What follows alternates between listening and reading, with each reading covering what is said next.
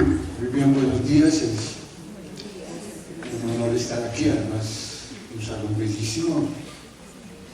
Más tarde tenemos que expropiarlo porque tenemos que hacer más cosas con el salón tan lindo. Muy bien. Primero tengo que hacer una propaganda que es invitarlos, pero muy especialmente, y además quiero que se lo estampen en su memoria, el Congreso Colombiano que haremos en la ciudad de Medellín, que será el 31 de agosto, 1 y 2 de septiembre, en el Centro de Convenciones Plaza Mayor, que es además un salón bellísimo. Hemos hablado con la secretaria general para ver la posibilidad, y les ruego que organicen las huelgas correspondientes para que nos patrocinen para ir al Congreso en la ciudad de Medellín, donde vamos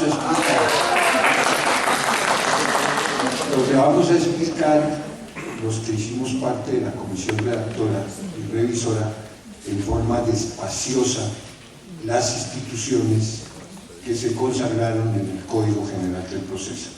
También los invito para que en el mes de octubre vamos a hacer un coloquio mundial de Derecho Procesal en la Universidad Externado, de acuerdo con el Instituto Colombiano de Derecho Procesal, donde vamos a tratar temas de gran catadura social, por ejemplo, las presunciones en la restitución de tierras, que es un tema muy sensible, de gran envergadura social, y que además en la etapa del posconflicto nosotros tenemos que saberlo atender. De la manera que quedan invitados cordialmente, interésense por eso. Otra reflexión es esta. Uno piensa que el proceso educativo es simplemente llenar lagunas, y no es cierto.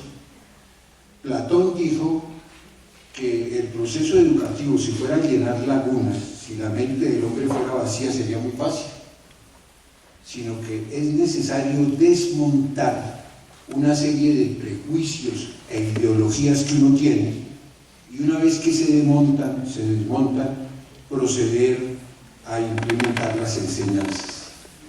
Ustedes no me pueden dejar mentir que uno, sobre todo los que tenemos muchos años, estamos acostumbrados al escrito. Lo que no está escrito no existe en el mundo. Inclusive yo me encontraba con gente de mi edad en el aeropuerto, todos preocupados porque no tenían pasaporte. No, que está metido en una máquina. Yo también decía, lo abrazaba y decía, sí, está metido en una máquina, nosotros no tenemos idea, porque no nos hemos acostumbrado a la oralidad. Por eso es necesario desmontar la ideología de la escritura y montar la ideología de la oralidad. En todas partes la gente reclama sus papelitos. Tenemos que acostumbrarnos a trabajar con la oralidad, que entre otras cosas es la que nos permite manejar el proceso que se consagró en el Código General del Proceso con más agilidad y destreza. Voy para iniciar a hacer simplemente una cita, porque no voy a hablar del proceso oral sino de lo que me corresponde, pero sí voy a hacer una cita de Platón, que ustedes la encuentran en el hermoso diálogo El Fedro.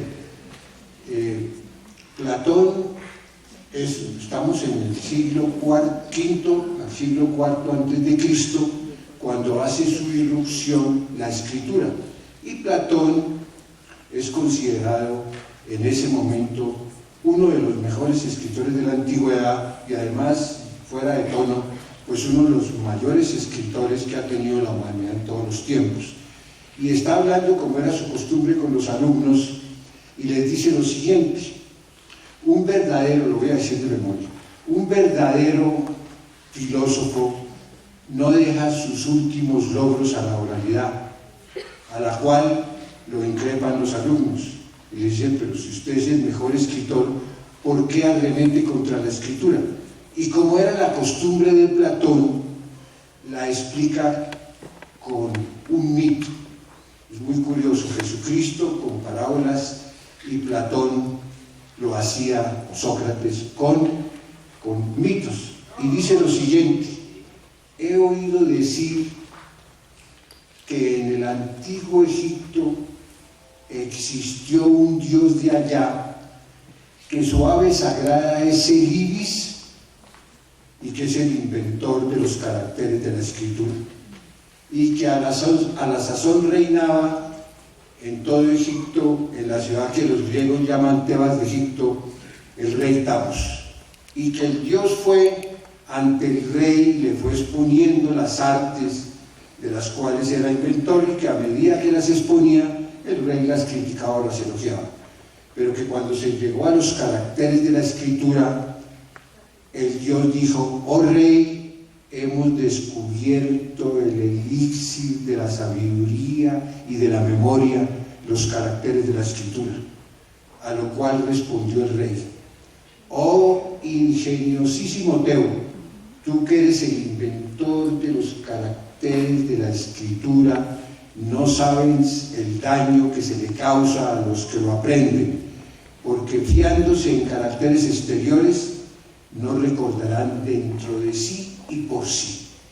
Entonces la gracia, por decirlo en una palabra muy común, de la oralidad es recordar dentro de sí y por sí. Cuando se asiste a las audiencias, las personas tienen que colocar su aparato senso-perceptivo bajo el yugo de la atención, dispuestos a captar todo lo que ocurra en la audiencia para que puedan recordar dentro de sí por sí. Nosotros despreciamos la memoria, pero resulta que la memoria, guiada por la imaginación, nada hace el hombre sin que el hombre no emplee la imaginación, que es salir del instante presente para capturar un futuro antes indistinto. Entonces la memoria hace un trabajo que se llama la sedimentación.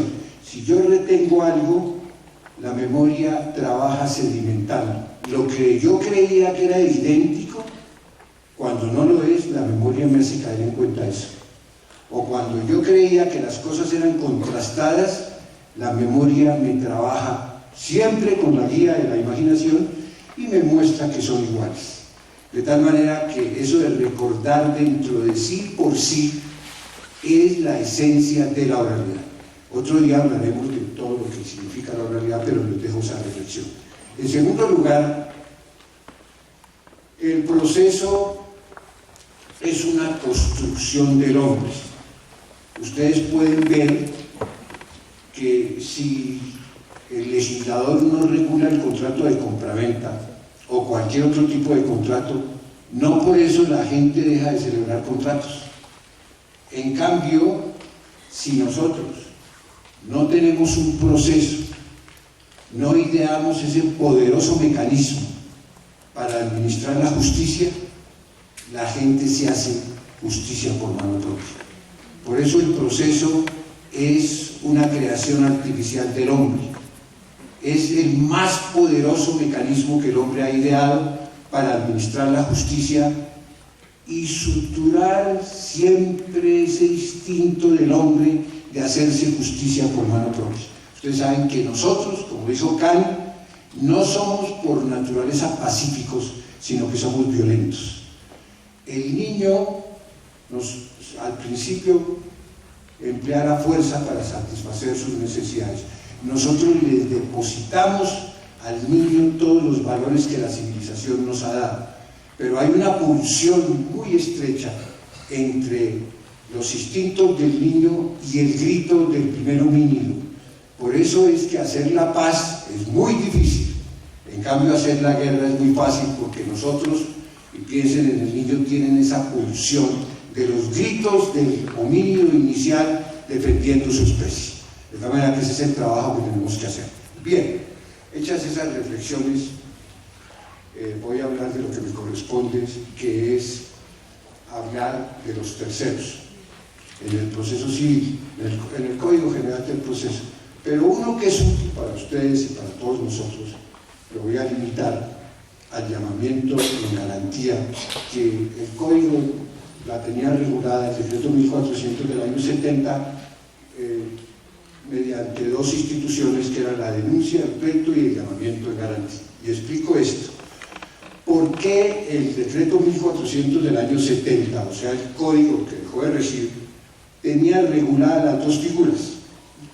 En la ley 105 del año 31, o Código Judicial, que los jóvenes que están aquí y tienen padres abogados, y esos abogados tienen el código, la ley 105 del año 31, es propícenlos a los padres, porque eso pasa a ser un libro que nos sirve para interpretar las instituciones, porque nunca se borra lo que hemos logrado. Nosotros hemos tenido grandes procesalistas y tuvimos el mejor en un momento del mundo entero, que fue Davis Echandía, de tal manera que no fue que hicimos un código y lo borramos todos, sino de ahí lo sacamos.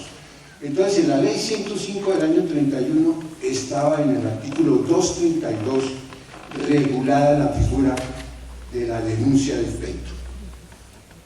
Y las Cortes y Hernando Morales Molina, que es otro de nuestros grandes tratadistas, inmenso, sostuvo la tesis que el llamamiento en garantía era solamente para garantías reales, no para garantías personales. Y a la sazón Hernando Morales llegó a ser magistrado de la Corte Suprema de Justicia e impuso su tesis, de tal manera que se dijo: la denuncia del pleito es solamente para garantías reales. Davis Echandía dijo: mire, con un poco de imaginación y con un criterio interpretativo moderno, dijo en esa época, pues se podía extender la denuncia del pleito para garantías personales. Pero esa tesis no fue aceptada. Los jueces siempre siguieron el criterio de Hernando Morales. Por esa razón, cuando se redactó el decreto 1400 del año 70, o sea, el código que nos dejó de regir, pues se reguló dos veces, para que la gente no empezara a decir que si le poníamos el nombre de denuncia del pleito, que entonces era para garantías reales, y si le poníamos el nombre de llamamiento en garantía, entonces solamente era para garantías personales. Por eso, en últimas, se resultó regulando doblemente la institución, y eso se dijo tanto por el contencioso administrativo como en materia civil, que había sido regulada prácticamente dos veces, pero que era lo mismo, el llamamiento en garantía y la denuncia del pleito. Esa primera precisión. En segundo lugar, para no hacer arqueología ni mucho, no emplear el tiempo en muchas cosas históricas, en el año de 1903, Piero Calamandrei, que es uno de los grandes procesalistas del mundo, alumno de Clovenda, Piero Calamandrei publicó un libro que se llamó El llamamiento en garantía, y se descubrió que en Europa había dos instituciones, una que era el llamamiento en garantía, la denuncia del pleito, una que era la denuncia del pleito, que consistía en avisarle a alguien que había dado una garantía, decirle: mire, le aviso para que usted mire el proceso y se dé cuenta que yo he empleado toda mi actividad y mi defensa para que cuando, si por ejemplo la cosa resulte evicta, después usted no vaya a decir que yo no empleé toda la defensa y todas las normas, toda la actividad jurídica para ganar el proceso. Entonces venga, me vigila, mira, para que usted se dé cuenta que yo fui diligente. Y se descubrió que había otra institución, mucho más dinámica, más vigorosa, que era el llamamiento en garantía. Mire, lo llamo, pero si yo pierdo el proceso, estoy involucrando contra usted una pretensión. Fíjense bien, ya no era simplemente llamar para que mirara el proceso si yo había sido diligente y cuidadoso, sino que mire lo que hacía. Lo llamo, pero no a tomar chocolate. Lo llamo porque contra usted estoy involucrando una pretensión. En otras palabras, lo estoy demandando. Por esa razón, entonces, se descubrió que había una institución, perdónenme la expresión, raquítica desde el punto de vista de la economía procesal, que era la denuncia del pleito. Pero había otra más vigorosa, que era la figura del llamamiento en garantía. Venga, se entera, pero contra usted involucro una pretensión. Eso fue lo que se plasmó en el Código General del Proceso. Fíjense bien, en el Código General del Proceso, en primer lugar, ustedes encuentran en el artículo 66 que el Código, el decreto 1400 del año 70 decía: quien tenga con una de las partes, quien tenga con una de las partes determinada relación sustancial, etcétera, quien tenga. En cambio, en el Código General del Proceso se dice quien afirme. ¿Y por qué se dice quien afirme y no quien tenga? Porque tiene que presentar una demanda. La figura es así: A demanda B y A cree que puede llamar en garantía. Entonces A procede dentro del término de la demanda a llamar a C en garantía, o viceversa, podemos ponerlo por la parte pasiva. A demanda B y B puede llamar en garantía a C. Dice bien, no solamente B se va a defender seguramente, sino que llama a C para que en el evento que se ha vencido, C pueda ser condenado a pagarle esos mismos perjuicios o esa misma condena que soporta él. Ejemplo: una entidad bancaria, para que nos ubiquemos en algo más concreto, una entidad bancaria hace lo siguiente: un señor abre una cuenta corriente de rendimiento constante y le entregan una chequera, y él le entrega la chequera a otra persona, y esa otra persona gira cheques y saca prácticamente o saca todo el dinero. Entonces el dueño de la chequera que abrió la cuenta demanda a la entidad bancaria. Pues la demanda por haberle entregado el dinero a una persona que no era la titular de la cuenta, sino solamente que tenía la chequera. Entonces demandó a la entidad bancaria. La entidad bancaria llamó en garantía al señor a quien le entregó la chequera, al señor que giró los cheques, para decir lo siguiente: mire, si a mi banco, para hablar de forma de banco, si a mi banco me condenan a pagar, condenen al señor a quien yo le entregué los fondos a que me pague esa misma cantidad a mí. Dice que lo estoy comportando como un demandado, pero a su vez llamo a la entidad bancaria para que así me condenan a pagar 2 pesos, pues esa misma cantidad se la condenen a pagar al señor que se cobró los cheques correspondientes. Entonces ahí reflexionemos. El llamamiento en garantía supone, piensen en la entidad bancaria, que yo demando a un tercero. Lo demando porque involucro unas pretensiones. Miren, lo que yo sea condenado a pagar, si es que me condenan, pues condénenlo a usted para que me pague esa misma cantidad. Y observen, con eso me regreso a teorizar, y observen el comportamiento que puede tener, en nuestro ejemplo, la entidad bancaria. La entidad bancaria puede proponer sus propias excepciones, que le entregó el dinero a la persona a quien realmente le correspondía entregarlo, etcétera. Puede proponer sus propias excepciones, pero también llama al que recibió el dinero, lo llama en garantía. Ese, porque está involucrando una pretensión contra él, él también puede alegar, por ejemplo, que el dinero que le entregaron a él era de su propiedad y que por esa razón el banco lo entregó. De tal manera que piensen ahí. Aquí a mí me llaman en garantía y yo me puedo comportar como una verdadera parte, alegando que no tengo por qué comparecer, que yo no di esa garantía, porque si eventualmente me van a condenar, tienen que permitirme que yo me comporte como parte. Nosotros los colombianos hemos hecho muchas cosas a veces absurdas, pero lo que nunca hemos hecho es condenar a alguien a quien no le permitimos que se comporte como parte.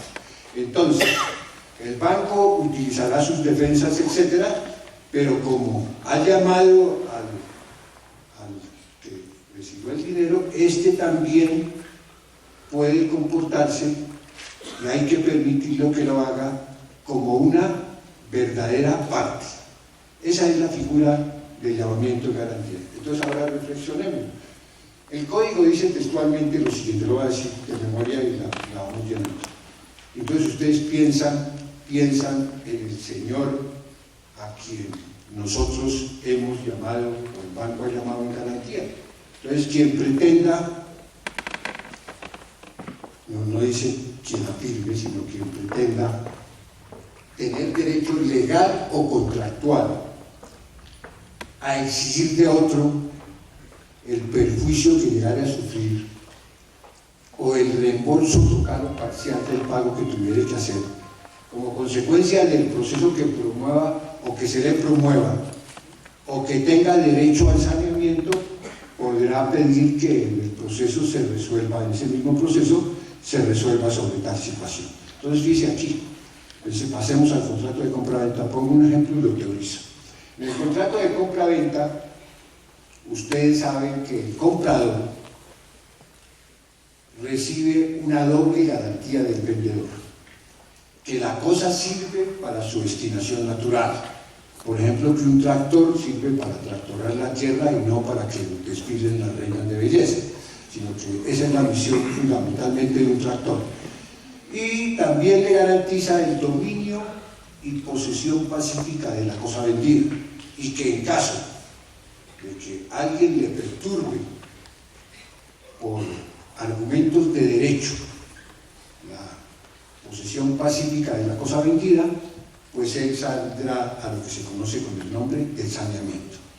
Entonces, en la figura del llamamiento y garantía están contenidas las dos instituciones, las garantías personales, como en los casos de los contratos de seguros, etc., y está consagrada también lo que tiene que ver con el saneamiento por evicción. Entonces, miremos la condición de esta institución. Miremos en primer lugar lo siguiente. En el caso que les conté del banco, que efectivamente fue fallado por la Corte, mire lo que ocurrió. Efectivamente, el dueño de la chequera, que recibió la chequera, era el dueño del dinero, pero el que abrió la cuenta corriente, con rendimientos mensuales, era el que tenía en su poder la chequera y se la entregó al verdadero propietario del dinero. Y él giró la plata, giró cheques para efectos de sacar los dineros que depositó el otro. A lo largo del proceso se demostró efectivamente que el que demandó al banco no era el dueño del dinero. Sí había abierto la cuenta, pero no era el dueño del dinero, porque el dueño del dinero es a quien el banco llamó en garantía. De tal manera que el llamado en garantía probó dentro del proceso que él era el dueño del dinero y que como a él ya había entregado el dinero, pues efectivamente el banco no había entregado a persona extraña al propietario del dinero, sino que se lo había entregado al propietario. Pero miren qué fue lo que pasó en el proceso, que en primera instancia condenaron al banco a pagarle al señor que demandó, y a su vez condenaron al llamado en garantía a pagarle al banco. La segunda instancia fue exactamente igual. Dijo, sí, el banco entregó el dinero a quien no había abierto la cuenta corriente, como consecuencia se condena al banco a pagarle al que abrió la cuenta corriente, y a su vez se condena al llamado en garantía a pagarle al banco esa misma cantidad. Eso fue lo que se resolvió. Y vamos a la casación. Dice, aquí es donde quiero que voy a leer ese pedacito por último. Vamos a casación y fíjense bien, la casación que prosperó, ambas partes, tanto el banco como el llamado en garantía, propusieron el recurso extraordinario de casación. La Corte casó la sentencia porque la demanda de casación presentada por el banco estuvo bien presentada. Perdón, la Corte resolvió que la demanda de casación presentada por el tercero, es decir, por el llamado en garantía, estaba bien formulada y que efectivamente el dinero le pertenecía. Como consecuencia, casó la sentencia en esa parte. Ahora viene la pregunta: si la demanda presentada por el banco de casación no fue admitida por falta de técnica, nosotros podemos a absolver al banco, siendo que la demanda de casación que interpuso no prosperó, la que prosperó fue la del llamado en garantía? ¿Sí o no? A ver, ¿quién me dice algo así, con una seña, como para yo entender? A ver, dice, voy a leer el pedacito, a ver, ¿qué entienden ustedes? 66 dígitos, ¿no? 67 por ahí. Vamos a ver qué...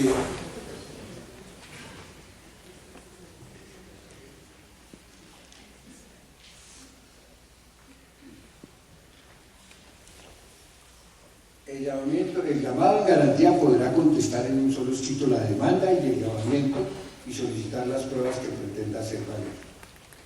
En la sentencia se resolverá cuando fuere pertinente sobre la relación sustancial aducida y acerca de las indemnizaciones o restituciones a cargo del llamado.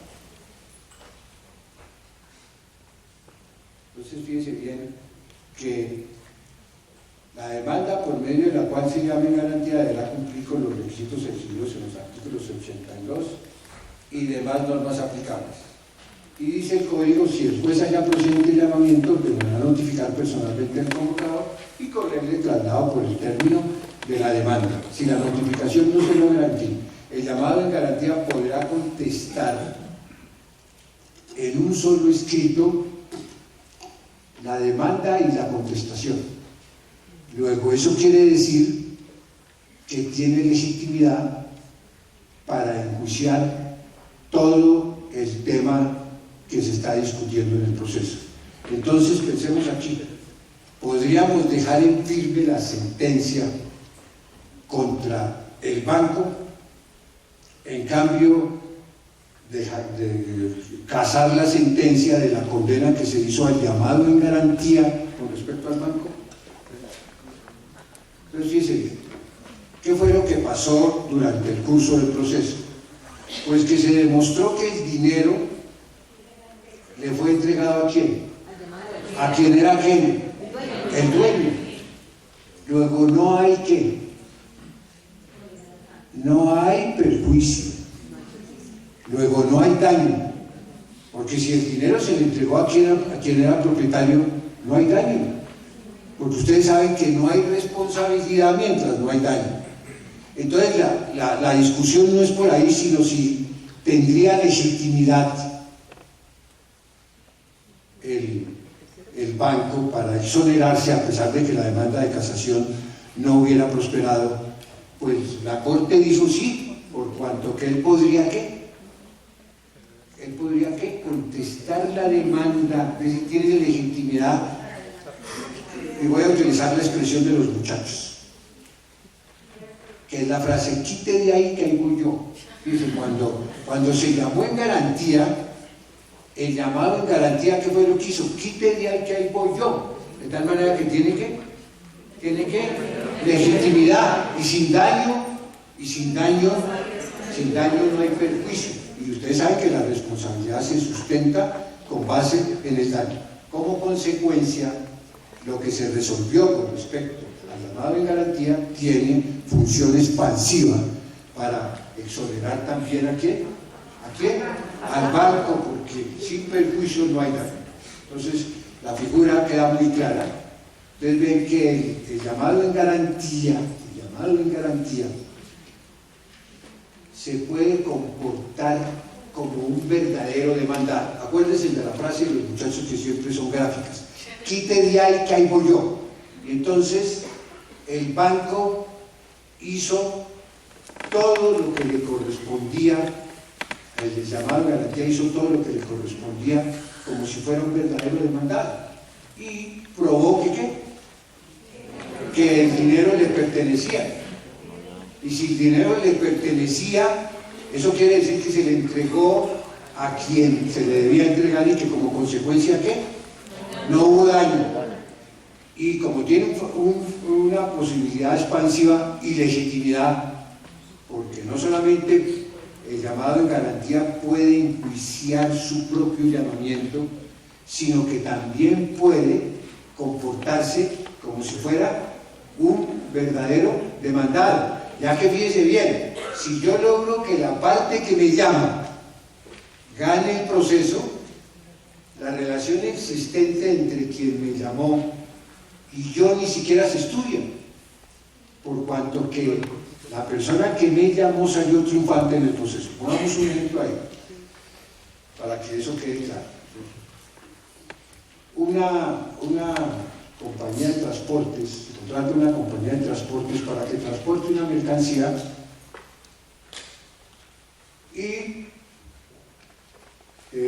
a la salida de Bogotá se presentan unos señores vestidos de agentes de circulación y paran los camiones. Entonces los camioneros pararon y en el momento que pararon se presentaron o se descubrió que eran guerrilleros, quitaron sus uniformes de policías de tráfico y ellos somos guerrilleros y se llevaron los camiones.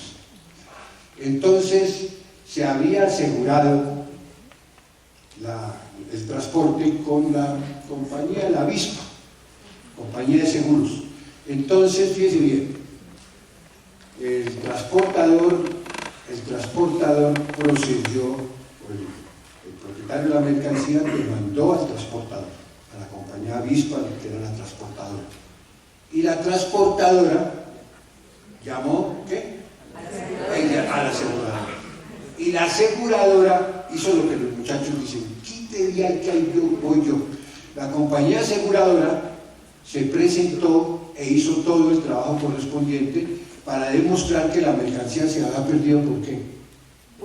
Fuerza mayor o caso fortuito. Como consecuencia, exoneraron a la transportadora y la relación existente entre la compañía de seguros y la transportadora, que ni siquiera se estudia, porque el evento, cuando se involucra la pretensión por el que llama, es como diciendo, mire, si a mí me condenan, yo estoy involucrando ¿qué?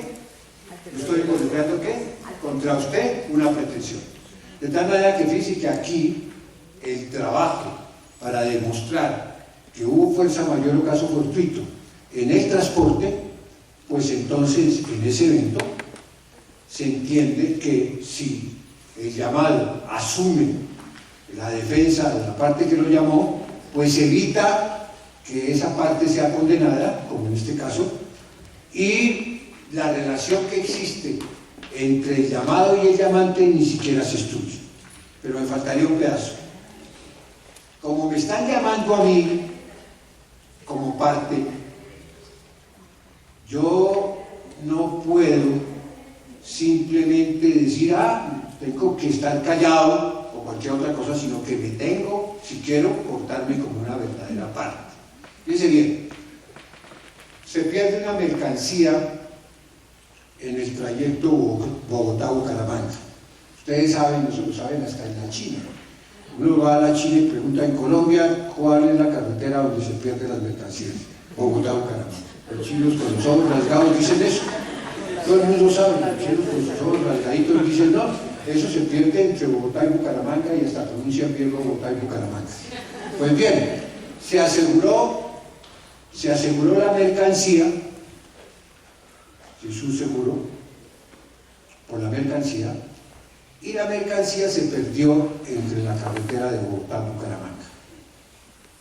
Llamaron en garantía a la compañía de seguros y la compañía de seguros se presentó y dijo trayecto terrestre no asegurado. Y probó que ¿qué?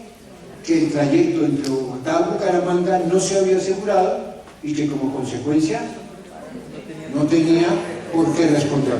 Entonces fíjese bien, no es que si a mí me llaman en garantía, yo no puedo enjuiciar mi propio llamamiento. Eso es lo que les quiero vender. Me están involucrando una demanda contra mí. Como consecuencia yo me puedo comportar como un verdadero demandado. ¿Qué otra cosa puedo hacer?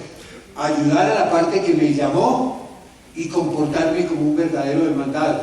Y comportarme como un verdadero demandado y proponer todas las excepciones. Y presentarme a ayudar a la parte que me llamó. Todo eso tengo las posibilidades que tengo para hacer eso. ¿Está claro? Bien. Ahora, no sé cuánto me quedará, pero ya. Ahora, con respecto al saneamiento por evicción, que me interesa mucho que quede claro una parte ahí, el saneamiento por evicción, usted sabe que yo compro algo y el vendedor me garantiza el dominio y posesión pacífica de la cosa vendida y la garantía por vicios redditorios. No vamos a hablar de la garantía por vicios redditorios, sino la garantía de evicción. Eso quiere decir que el vendedor me garantiza a mí el dominio y la posesión pacífica de la cosa vendida. Y que yo tengo un necesitas, yo soy el comprador, yo tengo un necesitas. Y ese necesitas está por el hecho de que si yo me enfrento, alguien me demanda, y yo me enfrento solo o me someto al arbitramiento, pierdo la garantía. Por eso hay un necesitas, un estado de necesidad. A mí me enseñó Gerardo Molina, el gran maestro, que cuando uno tiene un estado de necesidad no es libre, sino que la necesidad se supera y ahí sí sería yo libre. Entonces yo no soy libre. A mí, yo compré y si me enfrento solo y pierdo el proceso, pierdo la garantía. Por eso tengo necesitas de llamar a quien yo le compré para que él me asista en el proceso. ¿Y cuál puede ser la conducta que adopte el llamado en garantía? El llamado en garantía puede concurrir a auxiliar y ese auxilio es una obligación de hacer que tiene objeto indivisible, es lo que ahora regreso para recalcarlo, tiene objeto indivisible. Pero si se produce la evicción, la obligación que era de hacer con objeto indivisible se transforma en obligación de dar y se pagarán las indemnizaciones correspondientes. Aquí quiero lo siguiente: si yo compro a varios son los vendedores, o compro a varios herederos del vendedor, a varios vendedores, cuando me demanden a mí por causa anterior a la venta, me demanden a mí pretendiendo la propiedad del bien o discutiendo la propiedad del bien, yo debo denunciar el pleito a todos los vendedores o a todos los herederos del vendedor. ¿Por qué digo debo? Porque si demando o llamo en garantía solamente a uno, pues queda bien hecha la denuncia, porque es deudor de una obligación de hacer que tiene objeto indivisible. El problema se presentaría si se declara evicta la cosa, es decir, dicen que le pertenece al que demandó. En ese caso, la obligación que era de hacer con objeto indivisible se transforma en obligación de dar, que son las indemnizaciones del artículo 1904. Y aquí viene lo que me importaría de lo que he dicho. Como la obligación inicial es de hacer, tiene objeto indivisible, se puede exigir de cualquiera de los herederos del vendedor o de cualquiera de los vendedores. Pero cuando se transforma en obligación de dar, porque la cosa es evicta, la obligación de dar es divisible. De tal manera que si eran varios los vendedores y yo le denuncié el pleito a uno solo, o yo venga en garantía a uno solo, quedó bien hecho. Pero si la cosa es evicta, no nos podemos pronunciar sobre los demás, porque una cosa es que uno responda por la totalidad, por ser obligación de hacer, objeto indivisible, y otra cosa son las indemnizaciones del artículo 1904.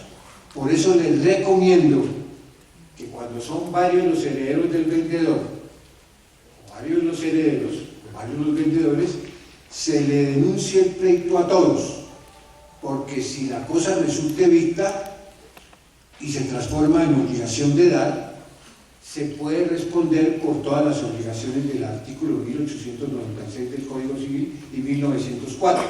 En cambio, si lo hice a uno, tendré que hacer un nuevo proceso.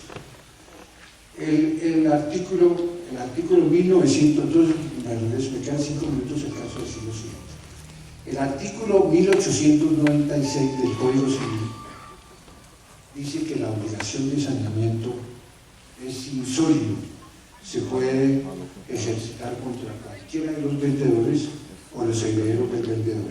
En realidad no es una obligación insólita, no hay solidaridad, sino es una obligación de hacer, porque es comparecer a auxiliar al vendedor, que no se puede dividir el auxilio, es una obligación con objeto indivisible.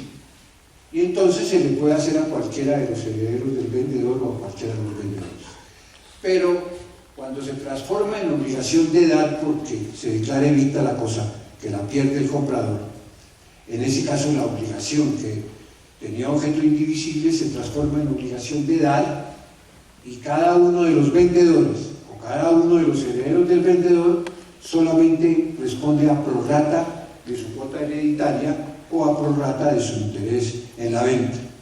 En ese caso, entonces, si yo solamente denuncié el pleito a uno, no a todos, pues quedó bien hecha la denuncia, pero no se podrán hacer las condenas del 1904 y tendré yo que hacer otro proceso. Por eso siempre denuncien el pleito, aunque no hay litisconsorcio necesario ni cosa parecida, denuncien el pleito a todos los herederos del vendedor o a todos los vendedores, para que ustedes no tengan que iniciar un nuevo proceso, sino que en el mismo proceso se condene a pagar las indemnizaciones del artículo 1904, que son, primero, devolver el precio, aunque el bien al tiempo de la admisión valga menos; segundo, a todos los perjuicios que haya sido condenado a pagarle al que resultó triunfante en el proceso, a pagar los frutos que haya sido condenado a pagar el comprador, igualmente a los aumentos de valor que la cosa haya recibido por el simple transcurso del tiempo por causas naturales. Eso es.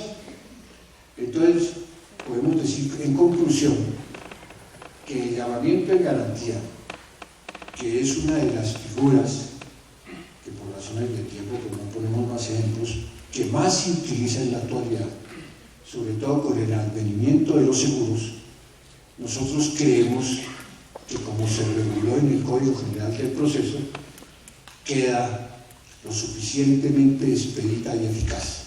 Y quiero que se imaginen ustedes la audiencia. El Código dice que el juez señalará día, fecha y hora para que tenga lugar la audiencia inicial, una vez vencidos el traslado de la demanda, de la contestación de la demanda, el traslado de las excepciones perentorias que sean propuestos. Y en unas partes dice, y vencido el traslado de la demanda del llamado en garantía. Entonces, el llamado en garantía, presentamos la demanda contra él, con el llamado, porque ahora se le pone el nombre que le correspondía, y una vez que se ha vencido ese traslado, el juez, en la audiencia inicial, ya fundamentalmente en la etapa probatoria, pues va a tener al demandante, al demandado y a los llamados en garantía, y ahí, cuando esté practicando las pruebas, se va dando cuenta si efectivamente el llamado en garantía tiene la razón, tiene la razón con respecto a las excepciones que ha propuesto, etc. Ahí, como se dice en mangas de camisa, le queda más fácil resolver. Está la demanda, el demandado, el llamado en garantía o los llamados en garantía, y el juez lo podrá resolver dentro de la audiencia oral. Eso es, me resta decirles lo siguiente. Nosotros somos abogados. Algunos serán abogados litigantes, y no me deja mentir la misma Constitución Nacional, que establece en el artículo 29 que no habrá un debido proceso si la persona no tiene derecho a tener un abogado. Ser abogado litigante es de vital importancia para los países. Permite precisamente que la gente tenga acceso a la justicia en condiciones de igualdad. En segundo lugar, los jueces y los fiscales tienen que ser independientes, tienen que tener en cuenta que ser juez o ser fiscal es usurpar, en el mejor sentido del vocablo, el oficio de los dioses, que es juzgar a los hombres. Y los que sean funcionarios administrativos, ustedes saben que el funcionario administrativo está en el conflicto, hace parte del gobierno de turno, defiende los intereses unilaterales del Estado en beneficio de todos los asociados. Por esa razón, entonces, la profesión de abogado es de vital importancia para el país. Y todas las instituciones que nos podemos dar nosotros en la etapa del posconflicto, todo con los acuerdos especiales, necesitan un desarrollo jurídico, porque ustedes no pueden olvidar lo que dijo Carnelucci. Señores, olvídense, el oxígeno de la paz es la justicia. Y finalmente, señores, todos ustedes, nosotros los abogados, no podemos usufructuar lo poco o mucho que sabemos en beneficio propio, porque nos envilecemos. Colombia nos necesita, pero fundamentalmente a ustedes, los funcionarios, para que nosotros en el futuro podamos tener un país que le podamos ofrecer a las generaciones venideras, para que tengan un país y lo puedan gozar siendo uno de los países más hermosos de la tierra. Dice Santiago Gamboa y Marco Aurelio: cuando uno sobrevuela Colombia y ve la vegetación que tiene, se le arruga el alma. Colombia tiene la mitad de los páramos que hay en el mundo y tiene el páramo más grande que hay en el mundo. Tenemos todas las tonalidades del verde. Nosotros aspiramos a que ese país, con ese tejido vegetal tan lindo, cuando levantemos esa capa no encontremos huesos y miles de personas descuartizadas, sino lo que queremos es que el esplendor de la vegetación, las varias tonalidades del verde, correspondan al interior de la tierra, para que nuestros hijos tengan una patria que se merecen, teniendo el país, si no el país más hermoso de la tierra. Muchas gracias.